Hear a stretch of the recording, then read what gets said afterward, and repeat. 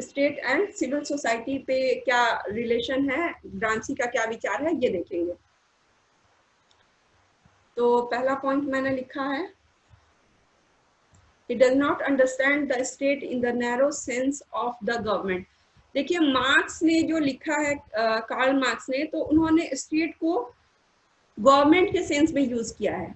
हम लोग कहीं भी पढ़ते हैं लिखते हैं अभी भी, तो राज्य कहीं लिखा होता है तो उसका मतलब सरकार ही जनरल सेंस में समझा जाता है। आप हॉफलॉक रूसो कॉन्ट्रैक्ट थ्योरी भी पढ़ें तो वहां पे भी यही है। तो लेकिन ग्रामसी जो है उसको थोड़ा विस्तार देते हैं और उसको नैरो सेंस में, सिर्फ गवर्नमेंट के सेंस में नहीं देखते हैं। तो और क्या विस्तार में देखते हैं वो सेकेंड पॉइंट पे लिखा हुआ है।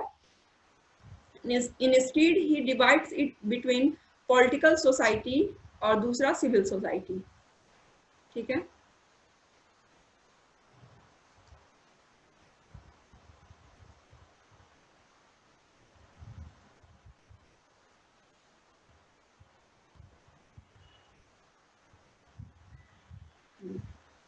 ये वाला पॉलिटिकल सोसाइटी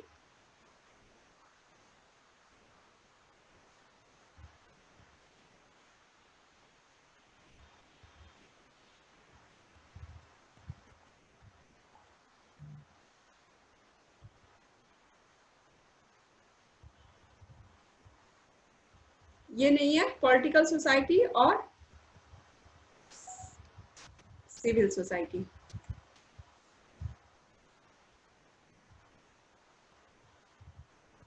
ठीक है, तो इसको आप इस तरह से समझ सकते हैं।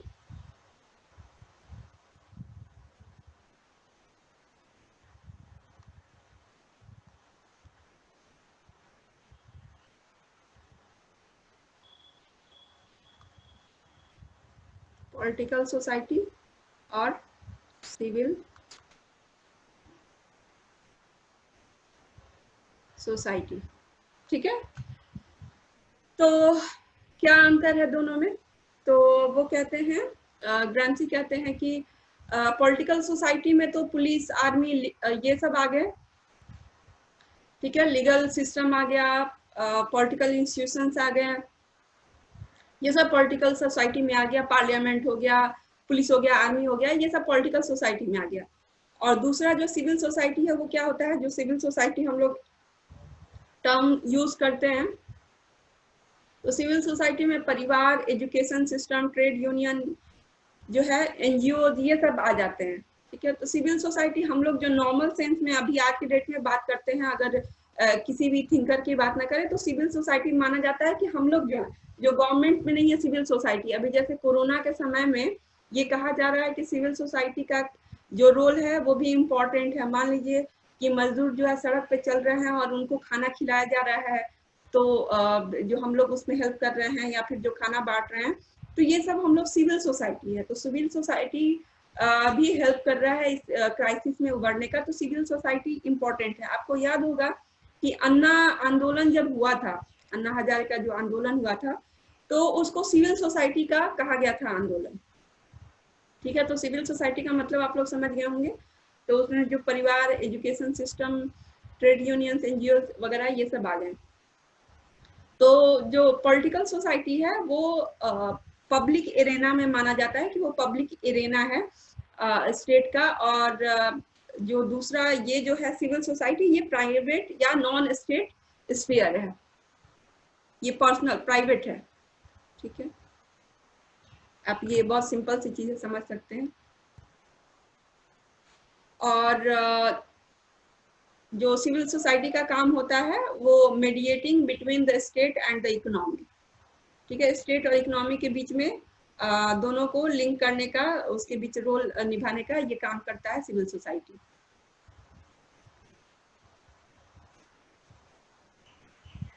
आगे थोड़ा सा और क्लियर हो जाएगा, हम लोग आगे की तरफ बढ़ते हैं। Division being purely conceptual, overlapping in reality, the capitalist state, he claims, rules through force plus consent. Political society is the realm of force and civil society is the realm of consent. देखिए हमने यहाँ पे पढ़ा भी था पिछले class में कि ये इंस्ट्रूमेंट ऑफ कोर्सन और इंस्ट्रूमेंट ऑफ लेजिटिमेसी कंसेंट मैंने पढ़ाया था। तो आप ये देख सकते हैं कि ये इंस्ट्रूमेंट ऑफ कोअर्सन का जो है वो आपका पॉलिटिकल सोसाइटी यूज करता है। पॉलिटिकल सोसाइटी का इससे हो गया संबंध, और जो सिविल सोसाइटी है उसका इससे हो गया संबंध, सीधी सी बात। तो ग्रामसी कहते हैं कि ये हम दोनों डिवीजन कर रहे हैं, ठीक है, और देखते हैं कि समाज में ऐसा पाया जाता है, लेकिन ये डिवीजन जो है ये कंसेप्चुअल है, प्योरली कंसेप्चुअल है।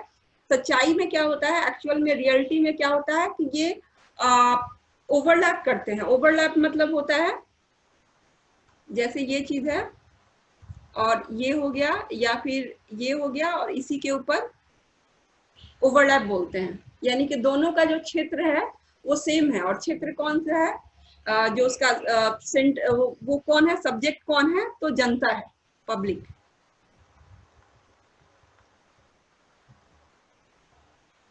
तो वही कह रहे हैं ग्रामसी कि ये डिवीजन समाज में दिखता है, ये ऑब्जर्व किया ग्रामसी ने, लेकिन रियलिटी में ओवरलैप करता है। और ग्रामसी ऐसा मानते हैं, वो कहते हैं, क्लेम करते हैं कि जो कैपिटलिस्ट स्टेट है, एक्चुअली हमने पढ़ा था पिछले क्लास में भी कि फोर्स प्लस कंसेंट दोनों यूज करके जो है रूल करते हैं। फोर्स मतलब बल प्रयोग करके, अगर कोई बात नहीं मान रहा है तो, और नहीं तो नॉर्मल सिचुएशन में उसके दिल दिमाग पे छा गए हैं, कैसे सोचना है, क्या सोचना है, कैसे पहनना है, किस डायरेक्शन में सोचना है, ये सब जो है एक तरीके से कैपिटलिस्ट स्टेट ही तय करता है अपने हित में। तो कंक्लूजन हम क्या कह सकते हैं कि पॉलिटिकल सोसाइटी जो है वो फोर्स का जो है वो क्षेत्र है, और सिविल सोसाइटी जो है वो कंसेंट का क्षेत्र है। जो मैंने ये कहा कि ये हो गया पॉलिटिकल सोसाइटी का इससे संबंध है, और सिविल सोसाइटी का इससे संबंध है, ठीक है। इसमें जो लास्ट पॉइंट है, the capitalist state can sometimes concede to a few demands of trade unions, mass political parties appearing as reform with far-sightedness to allay an outburst।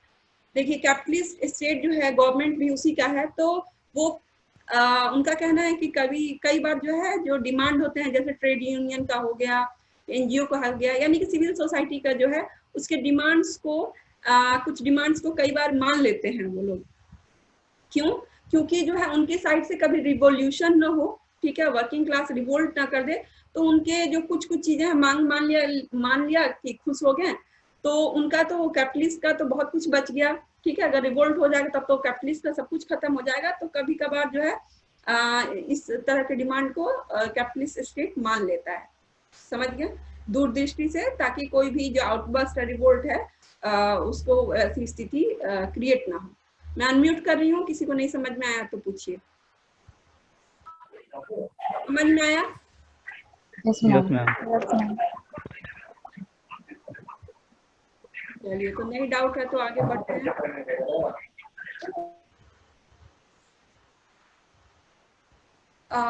अब है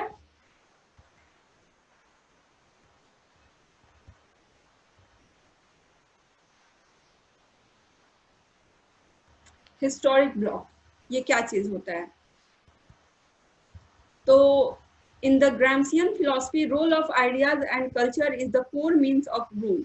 So he suggested for creation of working class alliance, that is historic bloc, to overthrow capitalism, who have created their own historic bloc.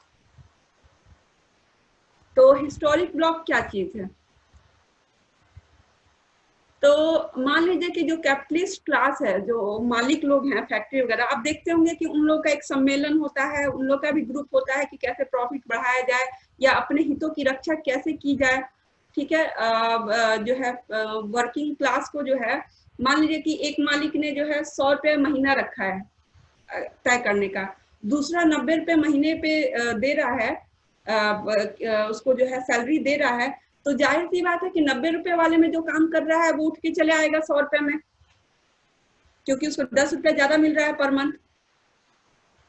तो ये मालिक लोग भी अपना एक बना के रखते हैं, एक ग्रुप बना के रखते हैं, बातचीत करते रहते हैं, ताकि जो है एक बराबर स्थिति रहे, कि एक मजदूर जो है एक फैक्ट्री से उठ के दूसरे में ना चला जाए, तो उनका एक होता है। तो आप इसको ग्राम्सी ने हिस्टोरिक ब्लॉक का नाम दिया है, ठीक है। तो उसी तरीके से कहते हैं ग्राम्सी कि अगर इन द ग्राम्सियन फिलॉसफी, मतलब ग्राम्सी के फिलॉसफी में उनका कहना है कि आइडिया और कल्चर का जो रोल है वो काफी इम्पोर्टेंट है शासन करने में। हमने देखा था कि ये जो मार्क्स ने इस पे एम्फेसिस किया, इंस्ट्रूमेंट ऑफ कोअर्सन पे, ठीक है, कि बाय फोर्स रिवोल्ट करा देंगे। लेकिन आप देख रहे होंगे कि बार बार जो है ग्राम्सी जो है इस पे फोकस कर रहे हैं, इंस्ट्रूमेंट ऑफ लेजिटिमेसी कंसेंट पे, आइडिया, आइडियोलॉजी, सब कुछ इसमें आ गया, ठीक है। तो जो ये आइडिया ऑफ मैंने हेजेमनी लिखा है, तो अगर कोई कभी क्वेश्चन आए कि नेट JRF वगैरह में भी आता है कई बार कि कल्चरल हेजेमनी जो है किससे रिलेटेड है, तो ग्राम्सी ने दिया था कल्चरल हेजेमनी का। तो ये सब कल्चर वगैरह सब कुछ इंस्ट्रूमेंट ऑफ लेजिटिमेसी या कंसेंट इसमें आ गया, ठीक है। तो ये ध्यान रखिएगा कि ये सबसे इंपॉर्टेंट है। तो वही चीज यहाँ पे रिपीट हो रही है कि आइडिया और कल्चर ये जो है शासन करने का प्रमुख साधन है, इवन फोर्स से ज्यादा, क्योंकि लंबे समय तक आपको किसी को रखना है अपने इन्फ्लुएंस में, उसके ऊपर अपना प्रभाव जमाए रखना है, तो आप फोर्स से डर भय दिखा के हमेशा के लिए नहीं रख सकते, आपको उनके दिमाग पे भी शासन करना पड़ेगा। तो यही लिखा हुआ है, role of ideas and culture is the core means of rule, so he suggested for creation of working class alliance, ठीक है। तो जिस तरह से मालिक लोगों का हिस्टोरिक ब्लॉक है, उसी तरीके से मजदूरों को जो वर्किंग क्लास है उनको भी एक अपना हिस्टोरिक ब्लॉक क्रिएट करना पड़ेगा, ठीक है, ताकि वो रिवोल्ट कर सके, ठीक है। एक ब्लॉक, एक एकता होगी तभी तो पाएगा। तो ये अपना हिस्टोरिक ब्लॉक जो है ये क्रिएट करे, ये अपना ग्रुप वर्किंग क्लास क्रिएट करे, ठीक है। तो उसी के बारे में ये लिखा हुआ है, ये वाला पॉइंट। और बस पहला पॉइंट का ये मतलब हो गया, मेरे ख्याल समझ में आ गया होगा आपको। तो मतलब कहने का मतलब है कि मालिक का जो हिस्टोरिक ब्लॉक है उसको काउंटर करने के लिए वर्किंग क्लास को भी अपना एक हिस्टोरिक ब्लॉक होना चाहिए। जाहिर सी बात है कि उनमें जब एकता है एक तरीके से, तो इनको भी जो है एकता रखनी पड़ेगी, नहीं तो ऐसे रिवोल्ट नहीं होगा, ऐसे कैपिटलिज्म खत्म नहीं होगा। सेकेंड पॉइंट है, Gramsci argued that cultural hegemony और हेजेमनी ऑफ आइडियाज, देखिए यहाँ पे कल्चरल हेजेमनी लिखा हुआ है, ये बहुत इंपॉर्टेंट है।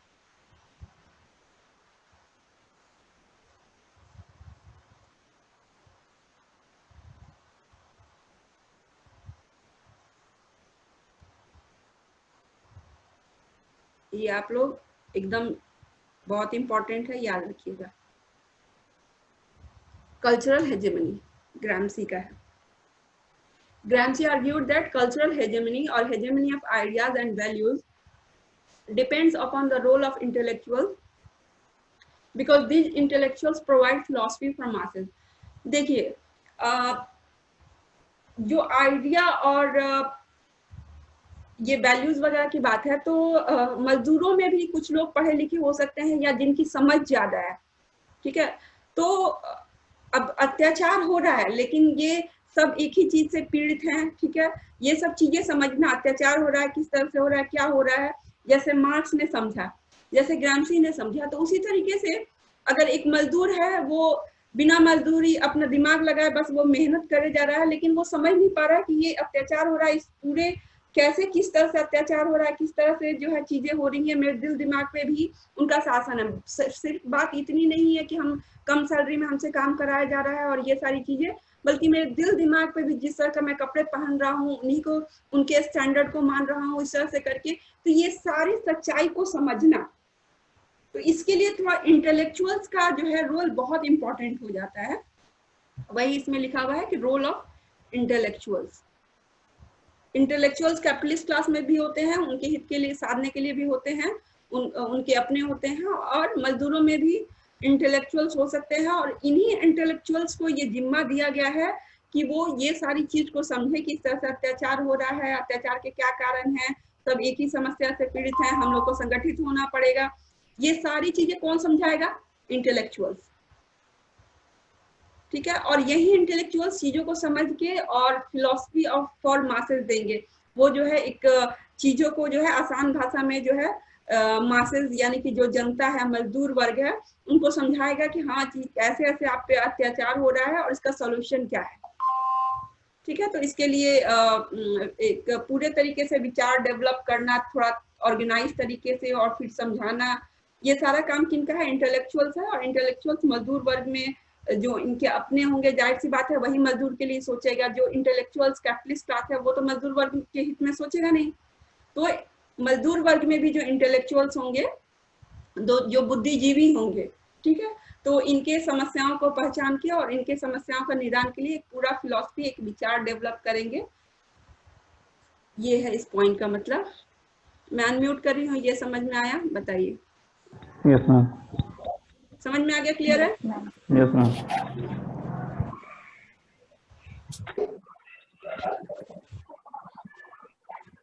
ठीक है, तो हम लोग नेक्स्ट आगे बढ़ते हैं, अगर समझ में आ गया तो। ये हमारा एक तरीके से लास्ट पॉइंट है ग्रामसी में। तो ग्रामसी ने एक फिलॉसफी ऑफ प्रैक्टिस की बात की है। ठीक है, ये क्या चीज है? तो ये माना जाता है कि चूंकि ग्रामसी जेल में थे, तो उनको कुछ कोड वर्ड में, जैसे प्रैक्टिस समझ में नहीं आ रहा है कि ये क्या है, तो माना जाता है कि एक कोड वर्ड इस तरह से यूज किया ताकि जो है जो लिख रहे हैं और उस तरह से जो है, तो पुलिस अधिकारी वगैरह की, अरे क्या लिख रहा है, कुछ क्रांति की बात या पता नहीं क्या, तो इस तरह से जो, इसलिए थोड़ा प्रैक्टिस जो है अलग सा वर्ड दिख रहा है। तो ये फिलॉसफी ऑफ प्रैक्टिस पूरा क्या है हम समझेंगे। तो ये जो स्टेटमेंट है मैंने लिखा है, ये पूरा एक स्टेटमेंट है और ग्रामसी नहीं दिया है। तो क्या है मतलब फिलॉसफी ऑफ प्रैक्टिस का? तो it does not aim at the peaceful resolution of existing contradictions in history and society, but is the very theory of these contradictions. It is not the instrument of government of the dominant groups in order to gain the consent and exercise hegemony over the subaltern classes.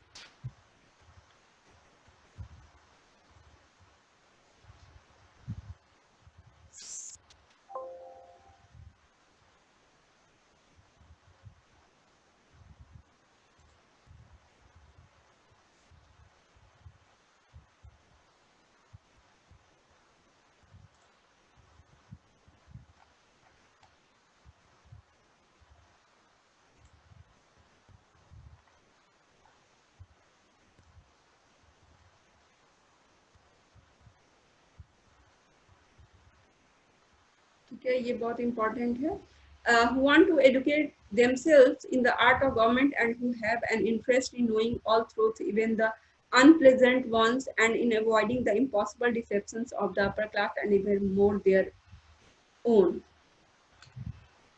तो इसका simple सा ये मतलब है कि मजदूर जो है, मजदूरों को भी है हक पूरा सच्चाई जानने का, लेकिन मैंने बताया कैपिटलिस्ट क्लास सब कुछ जो है, स्कूल में पढ़ाई जिस तरह से हो रही है या फिर जो धर्म के माध्यम से सब कुछ जो है, उनके हित की ही बात जो है प्रचार प्रसार किया जा रहा है, और उसको ऐसा दिखाया जा रहा है कि वो मजदूरों के हित के भी बात है, लेकिन ऐसा नहीं होता है।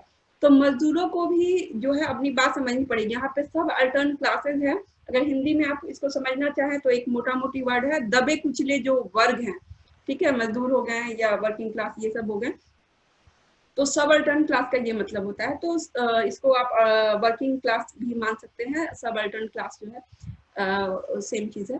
तो सबअल्टर्न क्लास जो है, जो दबे कुचले हैं, जो शोषित हैं, उनको पूरा हक है सच्चाई जानने का, लेकिन वो जान नहीं पाते हैं। जनरली क्या है कि पूरा छाया हुआ है जो डोमिनेंट क्लास है, कैपिटलिस्ट क्लास है, उन्हीं के हित की बातें चारों ओर उनके तरफ जो है वही सारी चीजें चल रही हैं। तो इनके में जो हमने अभी जस्ट ऊपर वाले स्लाइड में पढ़ा कि जो इंटेलेक्चुअल्स होंगे वो सच्चाई बताएंगे कि हाँ हमारे हित में क्या है, ठीक है, किस तरह से जो है हमें सोचना चाहिए हमारे हित की बात, ये सारी चीजें। तो सच्चाई जान के, और जो अपनी किताबें, अब वो जो जिस तरह की किताबें हैं वो कैपिटलिस्ट के हित में लिखी गई हैं, उनके इंटरेस्ट में, तो वो जिस तरह से चीजें दिखा रहे हैं हम वैसे नहीं देखेंगे, बल्कि जो सच्चाई है वो हम अपने नजरिए से खुद एक्सप्लोर करेंगे और समझेंगे। ऐसा नहीं कि जो कैपिटलिस्ट क्लास दिखा रहा है वो नहीं, उस धुंध को हटा के, छांट के, और हम अपनी सच्चाई कैसे जो है, आर्ट ऑफ गवर्नमेंट जो है, कैसे शासन चलाया जाता है, या गवर्नमेंट अभी जो काम कर रही है वो कैपिटलिस्ट के लिए काम कर रही है, लेकिन जो सही गवर्नमेंट होगी उस तरह से वो एक्चुअल में हमारे हित में काम करनी चाहिए, वो दिखाया ऐसा जा रहा है, लेकिन ऐसा होता नहीं है, वो कैपिटलिस्ट क्लास के हित का काम कर रहे हैं।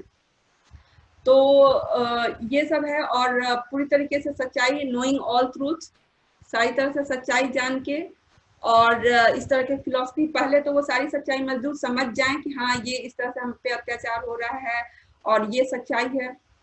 तो आप ये टू एजुकेट देमसेल्फ, अपने आप को इस तरह से शिक्षित करके चीजों को समझ के, वो जो है एक फिलॉसफी। अब पीछे जो स्लाइड में हमने बात की कि जो है मासेस, जो इंटेलेक्चुअल्स हैं, जो मजदूर वर्ग के इंटेलेक्चुअल्स हैं, वो फिलॉसफी क्रिएट करेंगे। तो फिलॉसफी क्या है? ये यही फिलॉसफी है, फिलॉसफी ऑफ प्रैक्टिस, कि हम पे जो अत्याचार हो रहा है वो सब ये है एक्चुअल सच्चाई।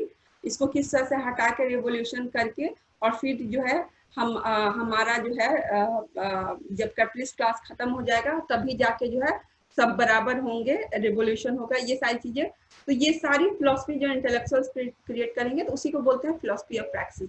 ये जो है मजदूरों का अपना जो है समझ होगा, कैपिटलिस्ट जो समझाना चाह रहे हैं उससे बिल्कुल हटके, ठीक है, उस धुंध को हटा के, छांट के, और हमारा हित क्या है, वो जो ट्रुथ क्या है वो समझना, ये है मजदूरों का, ये है फिलॉसफी ऑफ प्रैक्टिस। ठीक है, ये हमारा खत्म होता है। अब मैं अनम्यूट कर रही हूँ।